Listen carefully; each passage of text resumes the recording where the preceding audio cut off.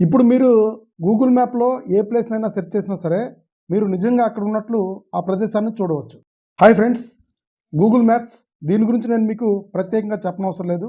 మనము ఎక్కడైనా సుదూర ప్రాంతాలకు ట్రిప్ వెళ్ళేటప్పుడు గానీ, లేదా ఇంకెక్కడికైనా వెళ్ళేటప్పుడు గానీ, మనం మెయిన్‌గా మన డిస్టెన్స్ ఎంత, ఎంత టైం పడుతుందనేది మనం ముందు ఉపయోగించేది గూగుల్ మ్యాప్స్.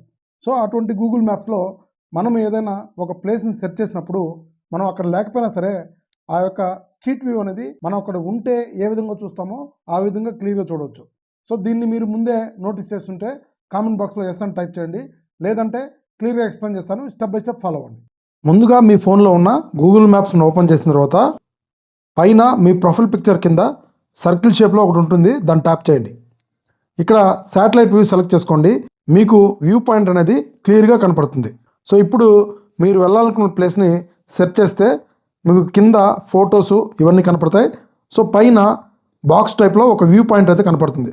సో, దాన్ని ట్యాప్ చేయంగానే మనకి అక్కడ నిజంగా ఏ విధంగా అయితే ఉందో అక్కడ స్ట్రీట్ వ్యూ అనేది మనకి డిస్ప్లే అవ్వడం జరుగుతుంది. సింపుల్‌గా ఇప్పుడు మీరు వెళ్ళాలనుకున్న ప్లేస్‌కి మీరు సెర్చ్ చేసుకుంటూ వెళ్ళాలంటే డబుల్ ట్యాప్ చేస్తే వ్యూ అనేది ముందుకైతే వెళ్ళడం జరుగుతుంది.